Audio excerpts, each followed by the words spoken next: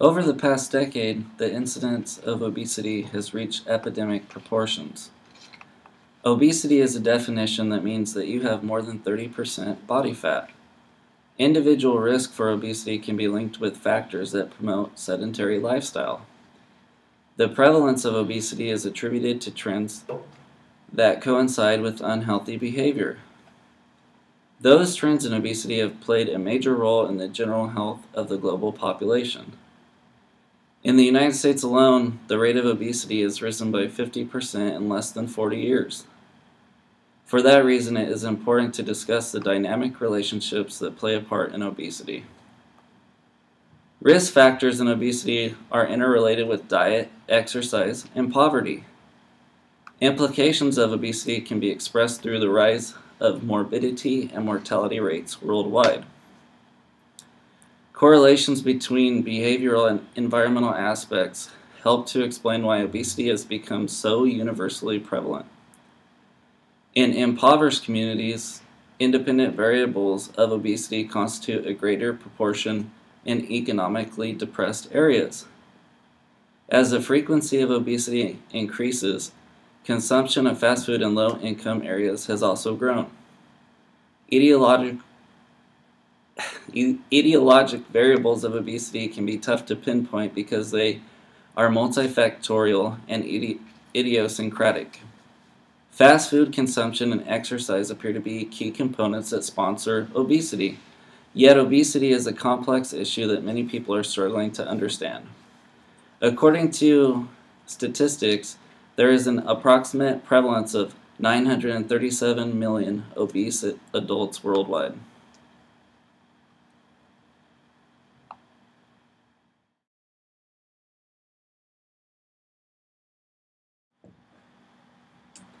Typically, lack of physical activity is directly correlated with obesity. In a cross-sectional study, the effectiveness of exercise was seen through a decline of physical readiness and increased body fat amongst U.S. Navy personnel and submarines. Physically, the participants of the study were confined to areas that limited their range of motion. Therefore, it is suggestive that range of motion or exercise has an explicit role in propagating obesity. Adding to that idea, in a clinical trial which was conducted in Boston, researchers critically examined the way exercise plays a hand in obesity. In this clinical trial, test subjects were monitored on a molecular level by noting the somatotropin release of GH before, after, and during workouts. GH is a growth hormone that is responsible for cell growth, reproduction, and regeneration. In reference to obesity, GH is much lower in individuals that are overweight. Significantly, between two sets of groups, those who exercise had greater levels of GH. If obesity is related to GH secretion, then it can be said that exercise influences obesity. Another important aspect that plays a role in obesity is the consumption of fast food. Overexposure to fast food increases the risk of becoming obese. Out of 16 cross-sectional studies, the results revealed that people who eat fast food more than 3 times per week are most likely to become obese. The study also revealed that people who ate fast food less than 3 times a week had no significant outcome. This study indicates that overall caloric consumption plays a role in obesity, as well as frequency of fast food visits. In addition, some people believe that proximity of fast food establishments in a neighborhood makes a breeding ground for obesity. In a cross-sectional survey that looked at impoverished communities and the number of fast food establishments per capita, the findings were that the rate of obesity was significantly higher in populations that had more fast food establishments. Thus, the idea that fast food and obesity is correlated is supported by the fact that populations who eat fast food more frequently have higher incident rates of obesity. As economic disparities continue to rise, it's easy to correlate the association between poverty and obesity. Russian cross-sectional surveys collected between 1992 to 2000 revealed that impoverished people are are most likely to become obese. The impoverishment of the Russian adult population was accredited with high rates of economic inflation, which caused food to become expensive. As a result, people eat what is available and affordable, and unfortunately, it's not always the healthiest choice. Correlating with this, an observational study that was carried out in Utah took into account differences between income and obesity. Primarily, information was used from the Department of Motor Vehicles, which contained documented height and weight. Information collected allowed the study to determine if individuals were in fact obese based on the given information. Geographical maps were then cross-referenced, which allowed the study to pinpoint precise locations of obese individuals. In summary, the end findings were that people who lived in low economic sectors exhibited higher rates of obesity.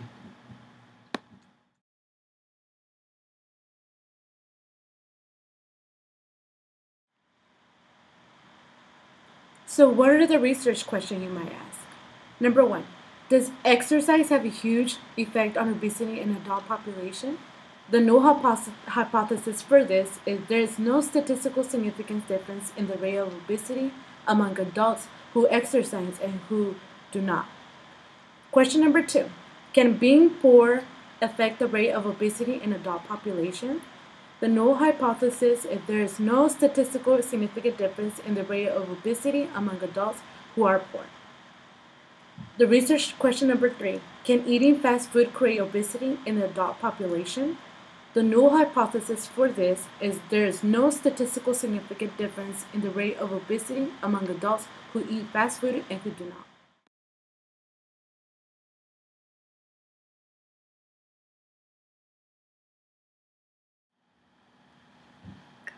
The data source is from the California Health Interview Survey, or the CHIS website. This is the largest health survey in the nation that is a random dial telephone survey that asks a wide range of questions on health topics. This full data cycle takes up to 2 years to complete with over 50,000 Californians who were surveyed. The target population for the research are those who are considered obese, along with those who eat fast food, who do not exercise, and who are below the family poverty line. The target population is adults who fall under these 3 categories. The statistical method that is going to be used is a chi-square test. If the p-value is less than 0.05, then the null will be rejected. The first graph shows the amount of fast food consumed and the participant's BMI. The p-value was below 0.05, therefore the null was rejected. The second graph shows if the participants were physically active compared to those who were not. This null hypothesis was also below 0.05, so the null hypothesis was rejected. Lastly, the last graph shows the participants' correlation between obesity and poverty. The p-value was less than 0.05, rejecting the null hypothesis.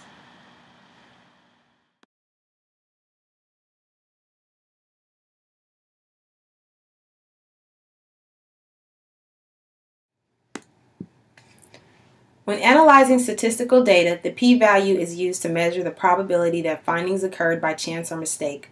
Results of analytical studies can only be considered reliable when the p-value is equal to or less than 0.05. A p-value of 0.05 indicates that the results are 95% accurate, which is needed to gain acceptance by the academic and medical community. The p-value indicated by a chi-square test determines whether a null hypothesis can be rejected. The first null hypothesis, consumption of fast food has no effect on obesity, was rejected by the chi-square test. The participants in the survey were divided into 2 groups. The group consisted of those that were obese and those that were not. The group was further subdivided by their fast food consumption. Those that ate fast food were separated from those that had no fast food intake. A cross-tabulation revealed a p-value of 0.00, indicating that, in fact, there is a strong correlation between the consumption of fast food and the occurrence of obesity with a 99% confidence level. The correlation between fast food and obesity is well supported by literary review. In a study published in Health Nutrition, investigators found that families that incorporated fast food in their diet more than 3 times a week had a higher risk for obesity than families that prepared meals at home. The result of the chi-square test confirmed the opinion of the public health community. The article stated that families that consume large quantities of fast food do not receive enough fruits and vegetables, whole grains, and diet and dairy products. The accumulation of unbalanced diet puts the consumer at risk for obesity.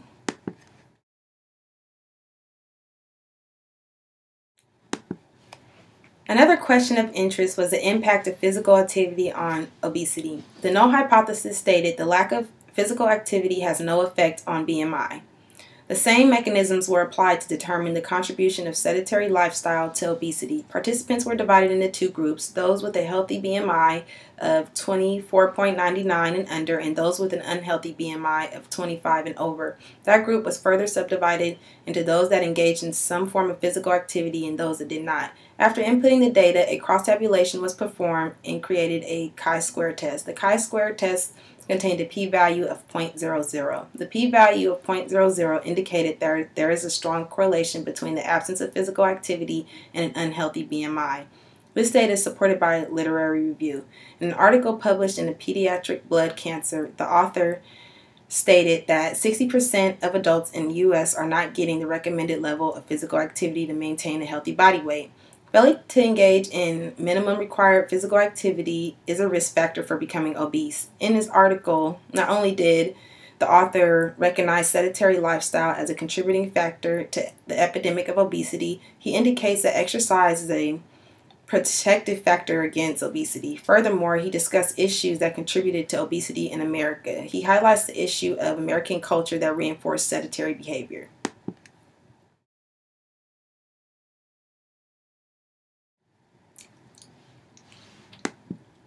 The final null hypothesis of interest stated poverty is not a contributing factor to obesity. The original data regarding BMI was further subdivided into those that were below the poverty line and those that were above it. The chi-square test gave a p-value of 0.00, rejecting the null that poverty does not affect obesity. Dr. Dranowski attributes the correlation between poverty and obesity to the lack of cost-efficient nutritional food. He also discusses the issue of limited resources. Families with limited resources tend to allocate their funds towards food that have energy-rich instead of nutritionally rich qualities. Low-income populations tend to choose fatty diets in an effort to stay satisfied longer at a low cost.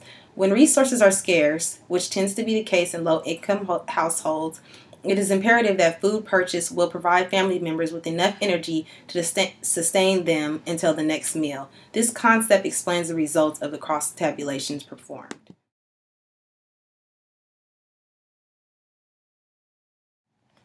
In conclusion, the purpose of the study was to see whether obesity was correlated to exercise, fast food, and poverty.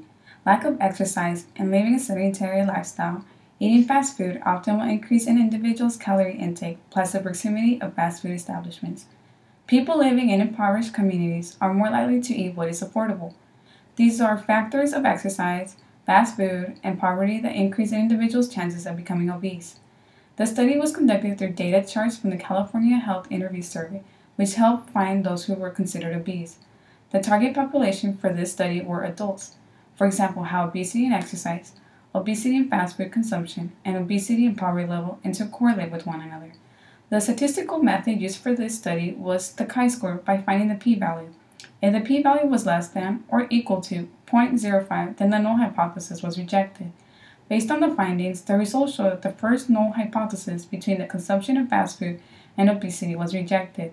There was a strong correlation with the p-value of 0.00. The second null hypothesis was if the physical inactivity had no effect on being obese. The null hypothesis was rejected, reason being that the p-value was 0.00, resulting in a strong correlation between lack of exercise and obesity. The last null hypothesis was that poverty was not a contributing factor of obesity. Once again, the null hypothesis was rejected with the p-value of 0.00, indicating that there was a strong correlation between poverty and obesity. Based on the results, there are relevant studies that support our findings.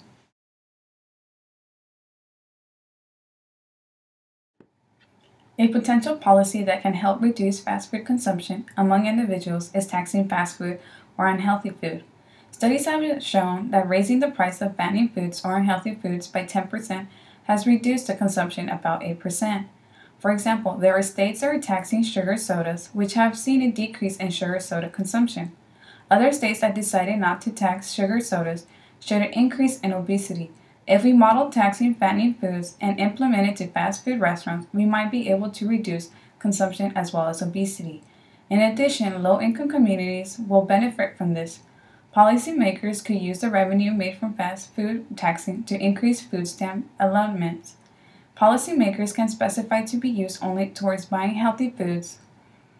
Another study found that children who were in the bottom quintile of income, a 10% reduction in the prices of fruits and vegetables were associated with 1.4% reduction in average BMI, and a 10% increase in fast food prices was associated with a 2.6% reduction, meaning if the price of fruits and vegetables is lower than the BMI will decrease, and a reduction in fast food consumption will decrease as well due to a 10% increase in fast food taxing. Due to these findings, there is still more research studies to be done pertaining obesity and its contributing factors, fast food, physical inactivity, and poverty. In order to prevent physical inactivity, fast food consumption, and poverty from contributing to obesity, we must find other alternatives. Policymakers could help increase physical activity among children and adults.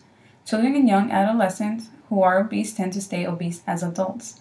We must start taking preventative measures of obesity during their childhood and early adolescent years to prevent them from staying obese as adults. By implementing anti-obesity programs at school, children and young adolescents will increase their physical activity, which will prevent them from becoming obese. As adults, some either work in physically active jobs or in sedentary jobs. Those that work in sedentary jobs increase the chances of being obese. Many companies are encouraging the employees to work out and move around more daily at work. Companies are taking the initiative to decrease obesity as well as other diseases plus saving in health care. 200 companies offer physical fitness programs and some of which give prizes, motivating employees to be physically active.